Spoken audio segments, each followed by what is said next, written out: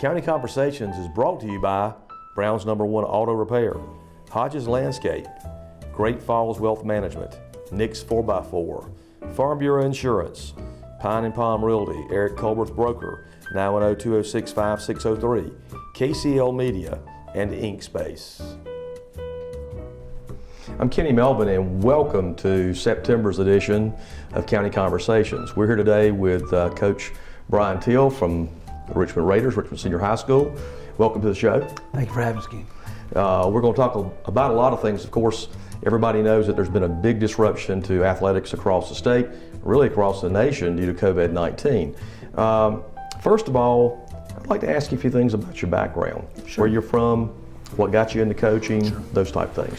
Well, I grew up in Northeast Georgia, and my mom was a lifelong educator, and my dad also worked in education, and he's an accountant, but also worked for a local college there, and was on the board of education. So getting into education, that's kind of where I guess my comfort level was. I went to University of Georgia, pursued athletic training because I enjoy the science aspect of it. Got a bachelor's degree there, but really couldn't ever get away from coaching and education itself. So, getting a master's degree in science education, and then moved into the coaching world. And I was doing that while doing a strength conditioning. I'd done an internship with the Atlanta Falcons. So there was a lot there that just kind of all funneled me towards education and athletics, and of course my time as a player and really growing up and having positive experiences with coaches and other role models who, in addition to my parents, always made me have a great experience with the sports world. So all those things just really culminated in me coming into this profession and enjoying it. One thing I admire about a lot of coaches, you included, is for a lot of the players, you become the role model. And I think that's very important for a community, very important for the school, those individually. Coming from your last coaching position, that transition coming to Richmond County, both the high school and the community itself, you can give us a little insight on what that transition was like? Sure. Being here now, headed into my 4th season, it's probably easier to answer that question than it was early on because there's so much to learn. And I think that the transition, I was coming from Fayetteville, which is and Terry Sanford, which is one of the oldest schools in Fayetteville. And it was a much more urban area. The demographics were, from a standpoint of socioeconomic, were very different. We had, I think, 6 projects that fed into Terry Sanford, and then we had, a lot of high income. There was not a lot of middle class in Terry Sanford district. When you come into Richmond County, the demographics of the kids were very similar. Ethnicity, race, those kind of things were very similar, but the backgrounds of what their parents did and what where they lived, being more rural and things like that was different. So while there were some similarities, the size of the high school were at 2,000, but only about 1,400 in the Richmond Senior High School building. There's about 1,400 in Terry Sanford's building, but it was 9 through 12. So there's some similarities there with those kinds of things. Now, football-wise, the Richmond's tradition was much stronger than Terry Sanford's in state titles, but they had some good traditional moments there. Played for several, won a state title, played for some state titles there when it was Fayetteville High School also, when you add in all that. So while Richmond, and that's pretty much because Richmond has one of the strongest traditions in the state, if not the strongest, period. So the transition was very smooth. The differences in the schools, but for me, I was more comfortable being in a more rural setting. I didn't grow up in an urban setting. I didn't grow up living in the middle of town like that. And so I was much more comfortable here with, I grew up in a 1-county school system. This is a 1-county school system. So for me, that was I guess, a very natural thing to do, even though I hadn't been coaching in that same type of school previously. With the progression and growth of the team in the last 3 seasons, how happy are you with that growth? And where do you want to see improvement in addition to the growth you've had? Well, I think the growth happens in several phases. And I guess, wins and losses being one of those. You start off with 7 wins and you end up playing in the semifinals. It's clear growth there. Obviously, state championship is our ultimate goal. So, talking about areas of improvement, we definitely want to close that gap and get that one more game, get a chance to and win the state championship, not just get there. But we've seen several other areas of growth. We've implemented the leadership council, and with that, we've seen our guys take more roles. We've had them do things in the community. We've had them show growth and leadership during this time where they've had to get their buddies to work out, communicate with their buddies, communicate with their teammates about working out, about the standards we have. And of course, we've seen a lot of growth physically in these kids.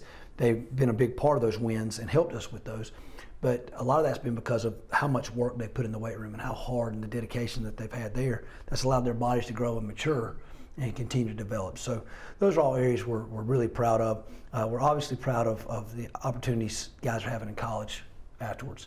Again, that is really because of their growth in the classroom and them understanding at an early age. And hopefully there'll be some young guys out there who are watching this and understand coming into freshman year how important it is to set a standard in your grades, so you have the opportunity to be recruited. And I think you're seeing the growth in number of guys getting scholarship opportunities, and that's going to stop at some point. You can't go but above to a certain level, but we want to be able to hold that level to a high standard, so that those guys are understanding the work in the classroom, how it translates. Then my talent on the field can take me to the next level. Guys my age bracket, and up. You're probably, 40s and older, you probably didn't think it was as big a deal. Guys who had talent, they'd get a chance to go to college somehow, usually. They'd find a way around. Those ways around that system really are gone now, and you really have to perform in the classroom. You might have an opportunity to go junior college, but even that has, the way they're separating things at the NCAA level, it gets harder and harder to do. So our guys realizing that really goes a long way and speaks volumes about the growth that they've had as young men, and honestly the growth in our families and understanding that and pushing their kids, because education is not just a school-based thing. It's a community and a family-based initiative. Guys who stay around during the summer to lift requires a family commitment. And guys who had to study extra and take the ACT multiple times requires a family commitment. And so seeing that growth and understanding in our community means a lot. And then the growth in the crowds on Friday nights. I've had coaches from multiple states, not just North Carolina, many from North Carolina, but multiple states reach out to me, seeing, even if they weren't there, seeing the video of some of our playoff games, Myers Park and Vance, and the excitement that generated, and really just wowed by the community support. And so seeing that growth, I think that's an area we can still improve from the standpoint of our booster club. We can still grow our booster club better. We can grow it, I shouldn't say better, but bigger, get more people involved would be an area I'd love to see grow. And I'd like to see that growth happen too, so they can have more interaction with our guys. The more interaction our young men have, and the standards and the communication standards and things, the more practice they get at it. The more practice they get at it, the better they get, so that when they graduate our program, there's a big difference in who they are as men. So there's still several areas we'd love to see growth, and love to see our community continue to grow and be able to branch out, and these guys have opportunities with that too. So I'm also open to any ideas that are out there where people say, hey, there's some ways that our program can grow, because I really want this to mirror what our community wants, and the pride, them to continue like they always have, to have such large amounts of pride in the Raider football program. It's very obvious. I mean, even down to the bleacher creatures and all the others that are out there in the stands. That's right. How did you come up with the idea for the Stater program? Okay. I felt like when I came into this job that, again, the community was essential. When you're talking about a one county school, when you're talking about, a place where football has been interwoven into just the fabric every day, and how important it is, that people needed a way to find out what was really going on. While you run into a lot of different things as the head coach at Richmond that are positive, one of the things that isn't is you run into some misconceptions about things. About how the football team, what they do, how that goes on. Some people seem to think we have a huge budget, to just spend on things, and so I wanted really to get some clarity there, to get some direction, people to understand the direction that we had for the program in the future. And I try to think about a time to do that. Well, we usually have our first parent meetings in end of February, March. State of the Union is there in January, and so it just seemed like a great time and to kind of link those things before our first parent meeting. Anyone in community, kind of after the State of the Union address, we start doing that usually in February, and so that really was the hope was built there to just tie in with our community, identify, and have a chance at the word says without a vision the people perish, and so to kind of have a shared, all of us come together and have a shared vision. And our coaches, I think Coach Brad Denson may have actually coined the state of the program when we were trying to think of what to call it. But I had the idea, and I started talking to our coaches about it, and really been pleased with how that's helped us and helped people understand what we want to do with the program. With football and sports being pushed this spring, how do you prepare the team? And two, aside from COVID-19, what do you think the challenges are to playing football in the spring as opposed to fall? Well, the first thing we do is I'm big on back planning. So know your date. What's the day of your first game? Work your way backwards in what you want to do. And that's how we plan our off season every year. During the month of December, when we're on Christmas break, even though we've just finished up, a lot of what I do is look at the calendar and back plan from the first week of the next season to establish our calendar. So when I look at this situation, I'm trying to approach it the same way, and we back plan. We look at, we're probably going to have about 15 weeks. Now, I know it's a lot more between now and the beginning of the season, but that we can actually utilize to train our guys to, whether that's X's and O's or physical training or things of that nature that are outside of our normal strength and conditioning. Hopefully we can get them back in school sooner. The sooner we can do that, the more regular our strength conditioning can be. So we're planning on utilizing those 15 weeks as a mixture of strength conditioning and X's and O's, and trying to incorporate that. What that includes is about 10 weeks in September and October, and about 5 weeks from January to February before the start of the season. Then we get those 3 weeks prior to the first game in February. So I'm planning around those weeks, trying to, we're putting an install schedule in, look at what we need. The first priority right now is just physical fitness and agility, speed, strength, that we're going to have a chance to start adapting again. The good thing about the season being pushed back is we kind of get back some of that strength conditioning prep time. And a lot of people talk about that. They think, bigger, faster, stronger athletes, and that's great. But really, the first goal of strength conditioning is injury prevention. And I think if we had started with less of that time, you probably would have seen a lot more injuries in high school football this year than what you're normally used to seeing per game or per week. Now, hopefully, we can get that time and get those guys a little more resistant. Now, as far as the second part of your question, where it's in February and what are the challenges? Well, the first thing is grass is a challenge. Normally, this time of year, we're still cutting the fields like crazy. Coach Denson, Coach Larson are getting all over that. But the field regenerates itself for the first month and a half. Well, in February, that's going to be dormant. So it's not going to regenerate itself. So we're going to have to overseed. We're going to have to go back probably and roll the turf afterwards to make sure that we can kind of smooth it all back out. Things that you don't have to roll the fields, most of the time. So those are things, drainage, after a storm, during that time of year, drainage is going to happen slower. The grass is not sucking up that water. So there's some things like that. Practice-wise, it's going to start off colder. So we have to make sure our boys understand how to prepare and how to dress for practice early on, whereas we kind of move gradually into that during the course of the year.